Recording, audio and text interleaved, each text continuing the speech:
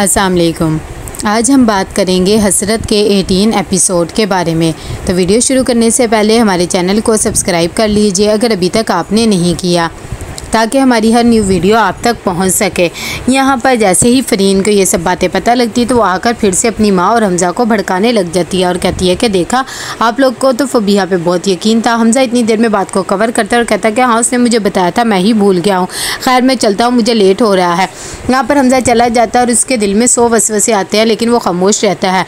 दूसरी तरफ फबीहा जब घर वापस आ जाती है तो वो बच्चों का बहुत अच्छे से ख्याल रखती है और उन्हें मिल्क वगैरह देती है। कि इतनी देर में वो किचन में जाती है तो वहाँ पर एक नोट लिखा हुआ होता है जिसमें सारी इंस्ट्रक्शन होती है कि अम्मी के साथ क्या करना है और बच्चों के साथ क्या। हमज़ा आता है और आकर सनाया को डिज़ाइंस वगैरह दिखाता है और कहता है कि ये मैंने बनाए हैं, आप देख लें, इनमें कोई ख़राबी तो नहीं है। जब सनाया देखती है तो कहती है कि हाँ, मुझे तो अच्छे लग रहे हैं, लेकिन फिर भी मैं एक दफ़ा नज़र लगा लूँगी और अगर कोई गलती होगी तो तुम्हें बता दूँगी। इतनी देर में फबीहा कॉल करती है और कहती है कि जैसे आपने मुझे कहा था मैंने वैसे ही किया, बच्चों को मिल्क भी दे दिया और अम्मी को इंसुलिन वगैरह भी लगा दी आपकी। आप परेशान बिल्कुल ना हो। जब सनाया ये बातें सुनती तो कहती है कि चलो, तुम्हारे आने से मुझे कुछ तो आसरा हो गया है। बस ठीक है, जैसे मैंने तुम्हें कहा है तुमने वैसे ही करना है। कि इतनी देर में हादी अपनी माँ को कॉल करती है और कहती है कि अम्मी अब तो आप बहुत ज़्यादा खुश नज़र आ रही हैं, लगता है फबीहा ने आपका बहुत ज़्यादा ख्याल रखा हुआ है, जैसे मैं कह रही हूँ वैसे ही कर रही हैं ना आप। ये बातें सुनकर उसकी माँ कहती है कि हाँ हाँ भाई, जैसे तुमने कहा है वैसे ही कर रही हूँ और फबीहा वाकई मेरा बहुत ज़्यादा ख्याल रखती है और तुम भी यहाँ आओगी तो देख के उसे खुश हो जाओगी। हमज़ा कॉल करता है फबीहा को और उसे कहता है कि मुझे लगता है तुम मुझसे नाराज़ हो, इसीलिए मैंने कहा आज रात हम लोग डिनर पे जाएंगे। ये बात सुनकर वो कहती है कि मैं तुमसे नाराज़ तो नहीं हूँ, लेकिन ठीक है, तुम मुझे लेने आ जाना, फिर हम लोग इकट्ठे ही जाएंगे।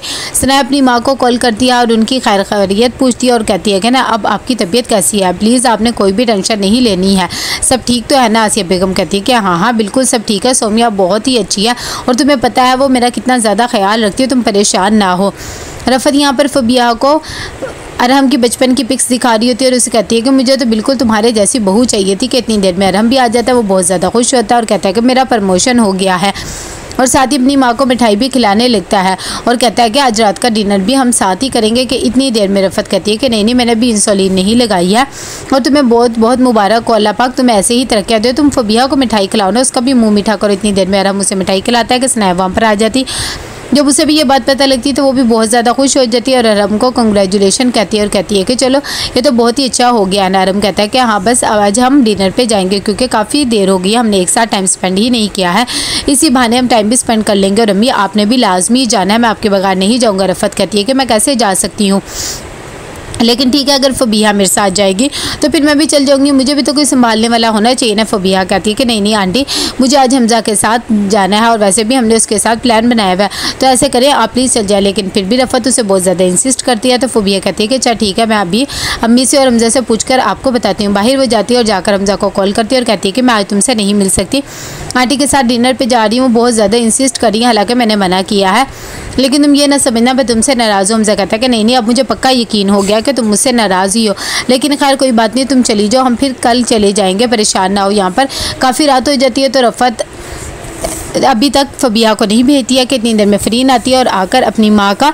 सर खाने लग जाती है और कहती है कि फबीहा की हरकतें देख रही है ना। शहीन भी जब उसकी ये बातें सुनती है तो परेशान हो जाती है और कहती है कि अपना मुंह बंद रखो, ऐसा कुछ भी नहीं है और तुम यहाँ से चली जाओ।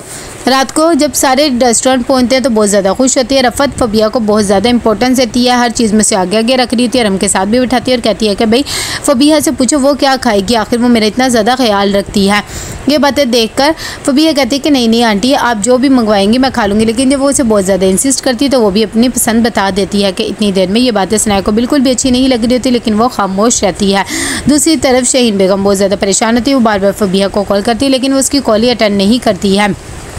यहाँ पर बच्चे जब प्ले एरिया खेलने चले जाते हैं तो रफ़त मौके का तलाश लेकर फिर से सनाया को बातें सुनाने लग जाती है और कहती है कि तुम अपने शोर पे शक ना करो। ये बातें देखकर सनाया कह रही है कि मुझे शक करने की कोई भी ज़रूरत नहीं, और अम्मी आप ये क्यों भूल जाती है, मैं आपके बेटे की बीवी हूँ।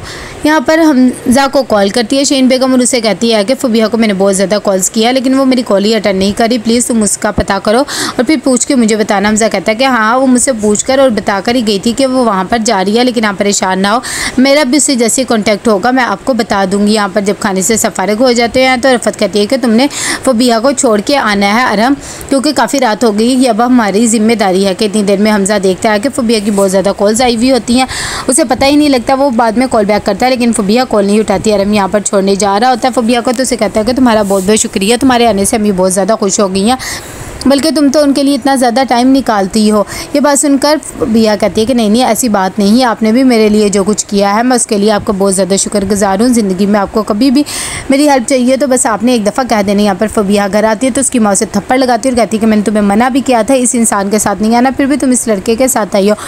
फबिया अपनी माँ को समझाने की बहुत कोशिश करती है, लेकिन उसकी एक भी बात नहीं सुनती। इतनी देर में फरीन आती है और आकर अपनी माँ को संभालने की कोशिश करती है और कहती है कि अच्छा आप गुस्सा ना करें, आपकी तबीयत ख़राब हो जाएगी। अरम देखता है कि सनाया का मूड बिल्कुल भी अच्छा नहीं होता। वो उसे कहता है कि क्या बात है, रेस्टोरेंट में तुम्हारा मूड बना हुआ था और यहाँ पर भी सनाया कहती है कि मुझे बिल्कुल भी अच्छा नहीं लगता। फबिया हमारी फैमिली के साथ इतना ज़्यादा इन्वॉल्व हो रही है, मम्मी उसे बहुत ज़्यादा इंपॉर्टेंस देती है, आखिर वो एक केयर टेकर है, वो क्या साबित करना चाहती है। लेकिन अरम मुझसे समझाता है और कहता है कि देखो वो हमारे बच्चों को संभालती है, अम्मी को संभालती है, हमसे ज़्यादा वक्त इस घर में देती है, तुम्हें परेशान होने की ज़रूरत नहीं है। फरीन आती है और आकर फबिया कहती है देखा अब तुम्हें कैसा फील हो रहा है, मैं भी ऐसे ही बेगुनाह थी जब मुझ पर इतने इल्ज़ामात लग रहे थे, अब तुम्हें पता लग रहा है कि कितना बुरा लगता है। ये बातें सुनकर फबिया कहती है कि मैंने कुछ भी गलत नहीं किया है और आपको मुझे दिलासा देने की ज़रूरत नहीं है। कहते हैं ना जो लोग इंसान अकेले होते हैं तो वो अपनी मंजिल खुद ही ढूंढ लेते हैं। तो कैसे लगा आपको एपिसोड, लाइक शेयर करके लाजिम बताइएगा। अल्लाह हाफिज़।